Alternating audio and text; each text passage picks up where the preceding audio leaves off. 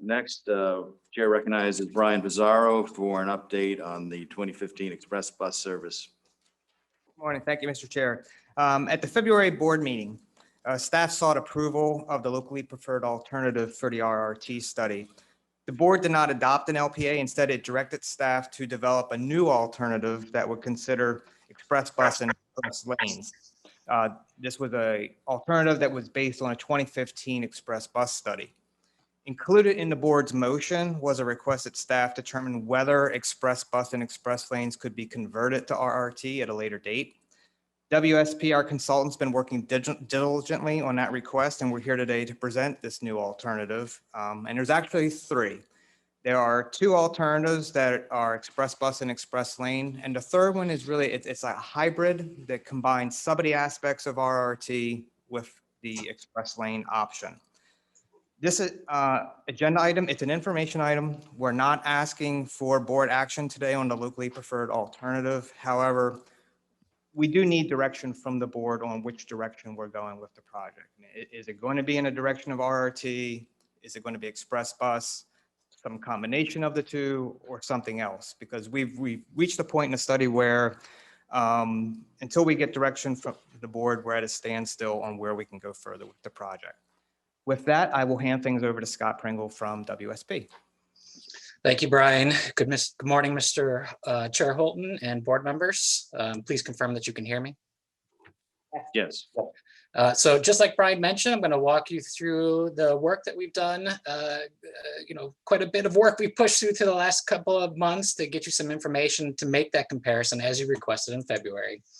So, obviously our mission has always been rapid regional service. Just like Brian mentioned, we're looking to complete milestone 3. We started that conversation in January. That continued into February, at which time staff made the technical recommendation for the Regional Rapid Transit Project, which included freeway-based BRT on the majority of the project. As Brian indicated, the board did ask us to take a look at a comparison between the express bus and express lane service. That was a recommendation from a 2015 study, and compare that to the recommended locally preferred alternative that we presented in January and February. So quickly, this is a comparison between the two different recommendations. So the 2015 study was a partnership between District 7 and the Hillsborough MPO. And it did look at express bus service in, at that time, express lanes throughout the majority of the 275 corridor. This was reflective of, at that time, the TB Next program. As you are all aware, since then, we are working on the TB Next program, which is made some modifications to the improvements on the interstate. Most notably, in 2015, we're looking at express lanes north of downtown Tampa. That is no longer part of the FDOT program. So from that point forward, we're looking at either mixed service or dedicated lanes. Obviously, the 2015 study was using older jobs and population data information. That's 2035. We've updated that to 2045, which is the current projections. The 2015 study did use the, at that time, what they call the Tampa Bay Regional Planning Model. We did not have the recommended FTA stops model. It's the Simplified Trips on Project software, which is now what the Federal Transit Administration really recommends for all projects to use, especially if they're looking for that federal grant application. At that time in 2015, the focus was on 6 stations, whereas as you all are aware, we were looking at 13 stations for the Regional Rapid Transit Project. So as Brian mentioned, we've actually developed 3 new alternatives to make this comparison. 2 alternatives are a variation on that express bus and express lane service. And then we also looked at what we call alternative 7. So the express bus and express lanes alternatives are 6A, 6B. Alternative 7 is what if we take the same recommendation from January and February, that locally preferred alternative, but only did 6 stations. What benefit or impact does that have on ridership and the use of the project? So these 3 alternatives really give us a great opportunity to talk about 2 primary pieces of the project. Number 1, what's the benefit of using express lanes versus the dedicated lanes? And number two, what's the benefit of 13 stations versus 6 stations? So first, I'm going to talk about that alignment conversation, specifically express lanes as compared to dedicated lanes. You can see the maps here. So alternative 6A is using express lanes from downtown St. Petersburg through Gateway across the Howard Franklin Bridge. But at that point, if we want a station in West Shore that's off the interstate, so it's in the neighborhood, in the West Shore area, we would actually have to get off the interstate. And unfortunately, we would not be able to get back into the express lanes to get all the way to downtown Tampa. So from that West Shore area, 6A really looks at mixed traffic from West Shore all the way to Pasco. Now, 6B, the variation is West Shore again. So the original 2015 study, its intent was to use as much express lanes as possible. We wanted to honor that intent and reflect that in the comparison that we provide to you today. So you'll see that we looked at express lanes use all the way from St. Pete to downtown Tampa. However, to accommodate that, we would have to have some infrastructure investments through the State Route 60 interchange, including that West Shore Intermodal Center, which would be a platform in the median of the interstate with a catwalk over to the FDOT, the proposed FDOT property. Again, alternative 7, the same recommendation that we brought to you in January and February. However, this is 6 stations, not 13. So throughout the study, we've always talked in terms of daily ridership in 2020. So what kind of ridership we're going to get here today in the present? Because that's what the federal government requests from us, it requires from us. For this comparison, though, we did look at not only what we think the ridership will be today, but what would it be in 2030, which is what we think the possible opening year for this project could be, as well as the long-term look, which is 2045. So you can see those numbers there. And again, a quick reminder, 6A and 6B are those express lanes. And you can see the level of boarding. We're about a little over 700 or a little over 650 in daily boardings in 2020. And we do see growth through the years, through 2030 to 2045. However, when we look at the dedicated lanes, what you can see, you are getting more than double the amount of daily ridership just by investing in those dedicated lanes. And then really the most telling thing is that growth from year to year. When you start looking out to 2030 and even out to 2045, we're seeing almost a 400% growth in ridership from the dedicated lanes. And that's pretty intuitive because you're looking at, future years where there's going to be more congestion on the interstate. So having that dedicated space for that transit service is just going to make it that much more attractive for the rider. We also wanted to make some comparisons between the travel times between those express lanes and the dedicated lanes. You'll see in the top row here, again, using the local model, we're anticipating about 90 minutes if you're in a car to get from Wesley Chapel all the way to downtown St. Pete. We also looked at what's the best we can do with existing transit service. So there's 2 routes in Pinellas PSTA, Route 52 and the 300X that roughly replicates getting from St. Pete to downtown Tampa. And then of course, Hart has the 275LX, which is going from Wesley Chapel to downtown Tampa. If you look at the travel time along that corridor, you can see there's a pretty significant amount of time to get from end to end. You're looking at over 170 minutes total travel time. However, when we look at that investment in the dedicated lanes, you can see a major improvement in that travel time and a lot of travel time savings as a result. Anywhere between 80 to over 100 minutes in total travel time savings as compared to existing local transit. However, I will say that when you look at the express lanes, you also see a major benefit in terms of travel time. You're looking at between 90 to 96 minutes in travel time savings, again, as compared to local transit. So there really is a very an important benefit from the use of the express lanes. So we've also dug a lot deeper into the data and started looking at actually where people are getting on, where are they going to, and how are they using the service county by county. You'll see in the pie charts on the top, the light blue are folks who are crossing county lines. So they got on the service in one county and traveled to another. whereas the gold is folks who stayed in the same county. So when we look at 6A and 6B, we're really seeing a very regional service, right? We're seeing the majority of folks who are crossing county lines. When we go to that alternative 7, which has the dedicated lanes, you do see the change there in the usage in terms of people crossing county lines and internal. It's not that we're losing trips, those regional trips of folks crossing county lines. Is when we invest in that dedicated lane in Hillsborough County, we just see a lot more activity in Hillsborough County as a result. So that's what's changing the percentages. And you can really see that here when we look at the boardings per county. We've got Pinellas in light blue, Hillsborough in dark blue, and Pasco in gold. Whereas with the express lanes, you're about 59% usage in Hillsborough County, and then it jumps up all the way up to 70% when you add those dedicated lanes. So as I mentioned before, the next comparison is the 13 stations to the 6 stations. Just for a point of clarity, we are looking at the dedicated lanes as the point in the background for this information. However, all our comparisons are specifically what's the benefit of 13 stations versus 6 stations. So we looked at the 2045, so that's that long-term future year. And when we're looking at the dedicated lanes with the 13 stations, we're getting good ridership, upwards of 13,000 riders per day.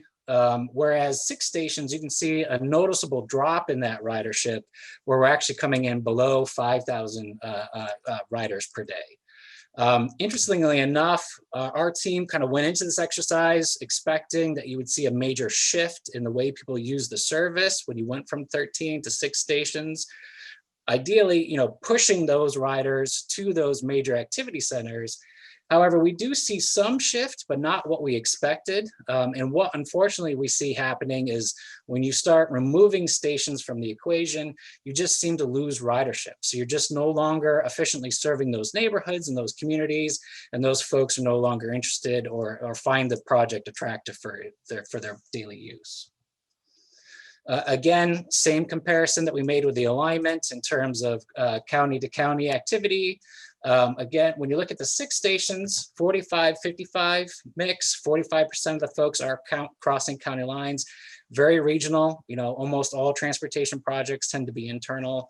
And then what's interesting is when you look at the 13 stations, and again, what we're finding is there's a lot more activity in Hillsborough County.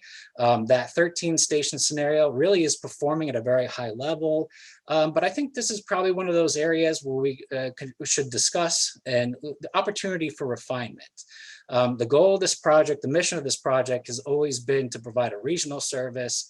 And when we see numbers where you've got 19% crossing county lines and over 80% staying internal, mostly in Hillsborough County, there may be some opportunities to refine that number of stations so that, again, like Brian said, we're complementing what Hillsborough County's initiatives are, we're complementing that local service, and we don't want to compete with that. That's never been the goal of this project. And again, you can see the boardings by county. And again, those 6 stations, you'll see the percentages here in Hillsborough, Pinellas, and Pasco, and also as you look at the 13 station scenario. One important point of conversation with the difference between 13 stations and 6 stations is how are we serving, the jobs in our region? How are we serving folks who really rely on transit on a day-to-day basis?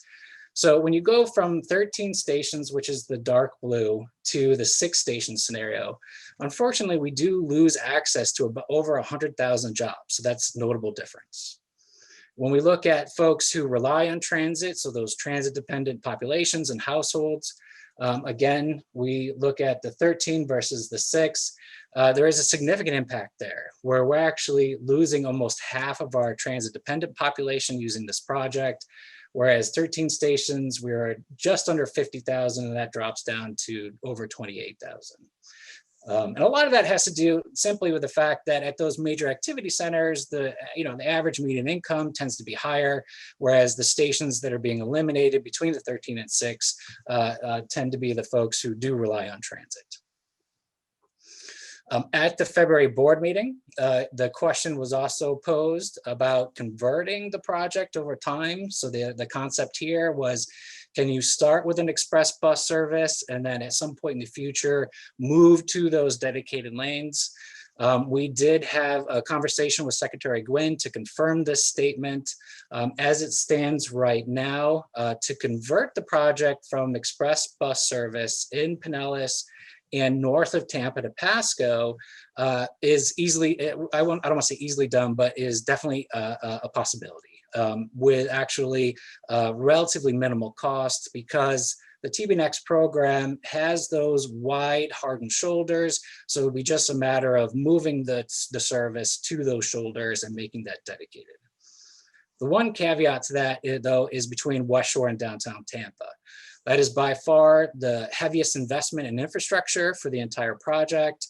And obviously, if we're moving forward with that piece outside of the TBNX program and we're not part of that single construction phase, there would be an assumption that we would have probably some additional cost associated with that, being that we would no longer have that alignment with TBNX and we wouldn't have that cost benefit of being aligned with FDOT, but it can still be done. So with that, we'd like to open the conversation up to discussion. I have a few more summary points just before we start the conversation. These are the costs when you look across the different alternatives. The two express alternatives, the big difference between the two here is that State Route 60 investment and that West Shore Intermodal Center.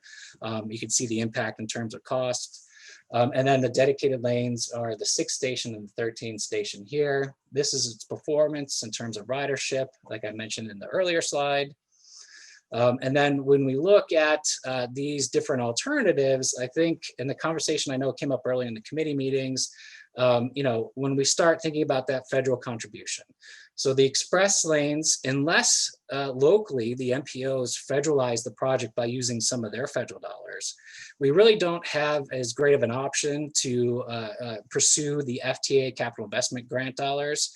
So that takes off that federal contribution, which of course means a much higher responsibility in terms of cost for the state and local. Whereas dedicated lanes, we do think we have the potential to compete for those dollars. I know in the committees earlier, the question came up about how much the FTA might be funding projects. We've conservatively assumed 50%. That's kind of what the rule of thumb has been over the past several years, and we're hoping that does change and they do start honoring the law, which is up to 80%. So just like Brian mentioned, today is just for discussion purposes. I'm Chair Holden. I'm ready to address or answer any questions. And just like Brian mentioned, we're prepared to run some additional analysis and bring that back to you in May. I just really would like to hear the board's interest in how they like to move the project forward.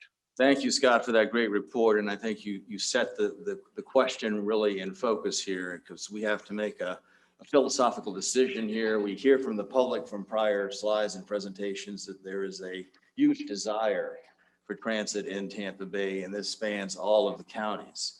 The problem we're facing with here, and we have to come up and face the fact, is that there is wide spread diversity of opinion on this board as to the best way to accomplish that in the context of this project. So this is what we have to decide today, and I anticipate a lively discussion from every member, because there is broad consensus and broad difference of opinions on a lot of this. I think we have to face the fact that, based on reports I have seen, that Hillsborough County and their congressional delegation prefer rail in Hillsborough County, and so they're not necessarily a strong proponent of this, but they may be of a lesser group, favoring less stations and more express bus. Some of the other counties may favor the opposite, because for them that's a better choice. This is exactly what we're here to, as a regional board, we're mandated to decide and make very hard decisions. So I definitely am looking forward to a discussion from all of the members of the board on their opinion on this. And I hope we can maybe not make a decision today, but focus the questions more precisely, and then come to a consensus among the counties. Because what I fear happening is, if we have a huge split between, just to be honest, Hillsborough County and the other counties involved here, we're going to potentially lose getting funding for any of our projects. We have to face up to that fact. So with that said, I'll open it up to questions or comments, or who would like to go first? Mayor, you want to start in your direction down there? I guess I'll go first here. So, I mean, I have always preferred, and it's always been my preference to see the rapid transit rather than the express. And the reality, though, is, as you were saying, Mr. Chair, that if we're not all, no pun intended, if we're not all on board, it isn't going to happen. And we have to take the steps forward.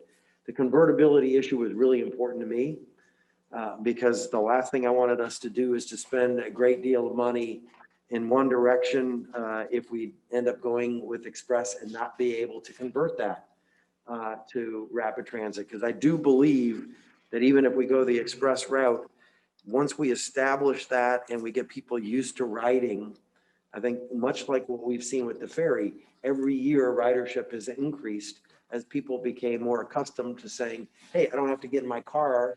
I can use this other method of transportation and get where I want to go. And this is kind of nice. And so I think that I would be supportive of us moving forward at this point with the express. And then the question is are we looking at 6A or 6B? I think when you compare 6A and 6B from a cost analysis standpoint, and obviously we have to be concerned about that as good stewards of taxpayer dollars, the difference is substantial. My understanding is a lot of it has to do with the West Shore station and the costs associated with that. My thinking is that if we get to that point where we are converting it, we become eligible for federal funding, which then helps pay for that cost of changing that West Shore to what it potentially would be if we did it right now. When you look at the time and the ridership differences between 6A and 6B, they're not significant. They're not real consequential. So I think when you put all those factors together, for me, it points me in the direction of 6A. I think for the dollars that we're spending, we're not losing a lot when it comes to time and ridership versus 6B, but we're saving over $100 million in cost. And again, we are moving the ball and we have to move the ball. And I like the fact that it's convertible. Thank you for this comment. Rich? Yeah, I feel I'm going to echo what the mayor just mentioned here, particularly the convertibility factor there was a swayer for me. I too was worried about the costs associated with the dedicated lanes. And so I'm right there with them with the 6A, if you will.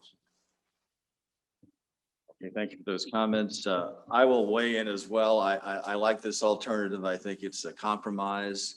I was most concerned in the presentation with the fact that there would be a huge disparity between transit dependent riders and with the different varying options. But you have to ask yourself, since most of those are in Hillsborough County anyway, their public transit system over there is going to make up for a lot of that differences.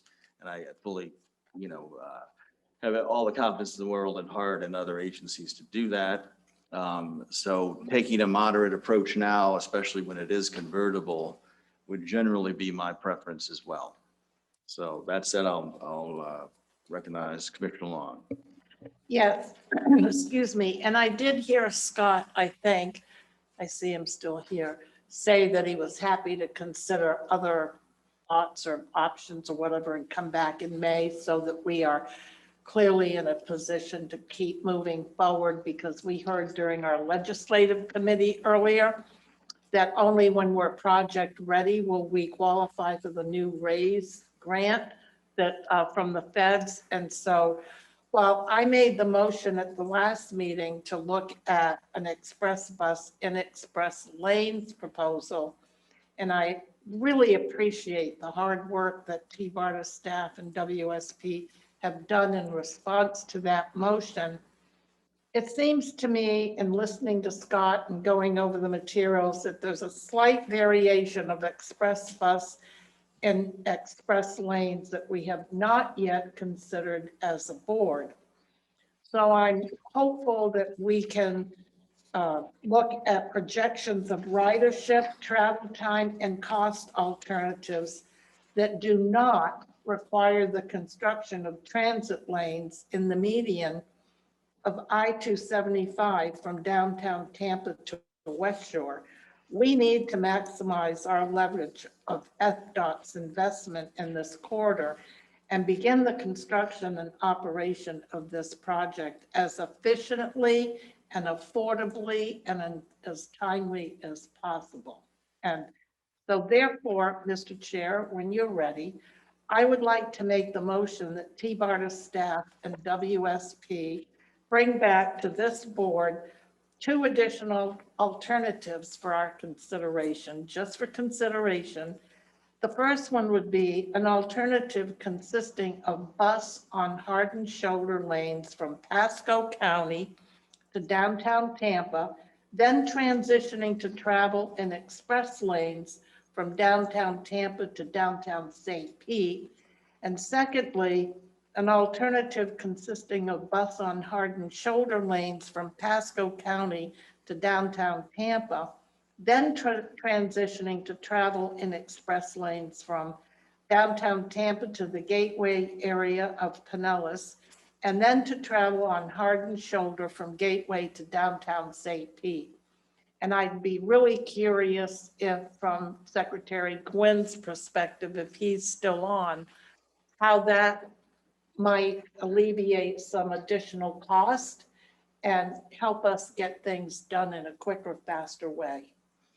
I know that was a mouthful, but I hope you understand. Yeah. Trying to get at. Again, I'd like to hear from everyone first, and then maybe we revisit your motion Sure. then and have Secretary Gwynn make any kind of comments he has on it. Yeah. Commissioner Starkey, you're recognized. Yeah, no, I'm intrigued to hear what that looks like. I agree, if 6A gets us moving, then let's get moving. One of the concerns I have with 6A is that I think it gets people who are transportation, maybe transportation disadvantaged moving, but it doesn't get that other person who, the commuter that may say, hey, there's a better alternative for me and I can, work while I'm getting down to downtown Tampa. I don't think it motivates that person enough yet. And that's the kind of ridership I'm looking for, is to get that kind of group into a more advanced, different type of transportation mode. So, but for the sake of making sure we're moving forward, I'd like to get something going. And if it's 6A, then it's 6A, and we can do something more in the future. But I'd very much like to hear what that looks like. Thank you. Cliff, you recognized? Thank you, Mr. Chair. I am now a fan of 6A. You called it a compromise. I guess that'd be a good word for it, but I like Commissioner Starkey's perspective that it's a starting point. I don't see it as an end game, but I do think we need to move something forward. And to me, that seems reasonable as a starting point. So I would also be in support of that at this time. Thank you, Cliff. And I, on behalf of the board too, I want to thank you. You were not here earlier, but thank you for your considerable help with the President of the Senate and seeing that our funding was inserted into the budget. And we appreciate all your efforts on that. Thank you. Thank you. Mr. Flowers.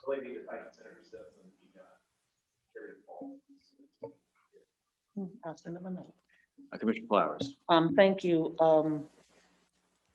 I support 6A, but I am interested in seeing what the cost variation will be in running it through Pasco County, because you won't have as much construction. You should not have as much in construction costs as you do for any other variation. The concern I have with the additional stations, the 13, well, having a total of 13 stations, but the majority of those stations being in Hillsborough County is, we've heard quite clearly that Hillsborough County has a different take on how they want to run their transportation. And that would be where the largest part of those stations would be. So I would presume that they would be running their hard transportation in, in opposite directions to get people to those stations, and have them take advantage of the service. Question, the construction that's occurring right now, on the Howard Franklin, isn't that construction to include a lane that could be utilized as a express lane? That's my understanding, and Secretary Gwen can potentially elaborate more on that. Which should help us with the cost because it's already happening, so we shouldn't have to pay for that. I'm sorry. Secretary, did you hear that question? Yes, as I understood the question, it related to the Howard Franklin Bridge and whether we're accommodating this project across the Howard Franklin Bridge.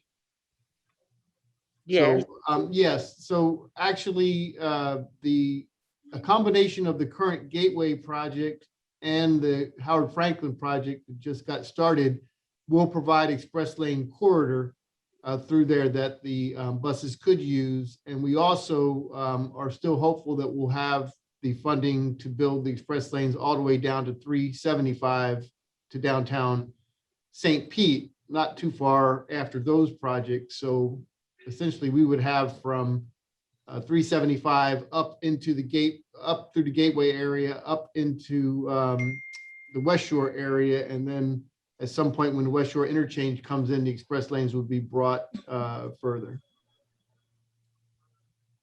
Okay. And the only other thing I want to say is just to keep in mind that, and I know this is just a starting point, we're not making a decision today, but when we are looking at transportation, to keep in mind our partners from other counties who, when you look at any of these iterations at this point, they're not benefiting from the project. And if we want to continue to have them engaged and solidify the rationale for TBARTA's existence, partnering with those other counties, you know, we should try to make sure that as we're moving forward, that those outliers are included. Absolutely. Or added. So I would go with 6A in thought for right now. We're not taking a vote, but I would like to see the dynamics of the numbers to run it coming through Pasco County, because you're less apt to have to provide some additional, at least shoulder pavement construction costs. Thank you. Thank you. Yes, Commissioner Kemp. Thank you. Again, I'm in this position I'm always in as the only representative that lives in Hillsborough County and as a countywide county commissioner to critique the plan. I just like to say, it sounds like everybody else kind of got briefed on this. I didn't get briefed, so I didn't have any option to look at this ahead of time or get information about this ahead of time. I don't know if that was offered or not, but at any rate, I'll go through some critiques I have, and I have to say I don't quite have the distinctions down between all of these, but I'll go back to all the things I've been saying. And one of them, I'll just ask this question first. There's significant opposition to any additional lanes, and there's proposed 15-foot lanes on 275 north of downtown to Fowler or Bears. If that is not done, because that is something that may not be approved at some point, how does that affect this project? I'd just like to hear. I'd like Scott to answer that, please. So Commissioner, for the dedicated lanes, we were looking at the outside shoulder, which is that 15-16 foot envelope that in the current TBNX program would be hardened, and then the transit service could use that. We only need one shoulder. We don't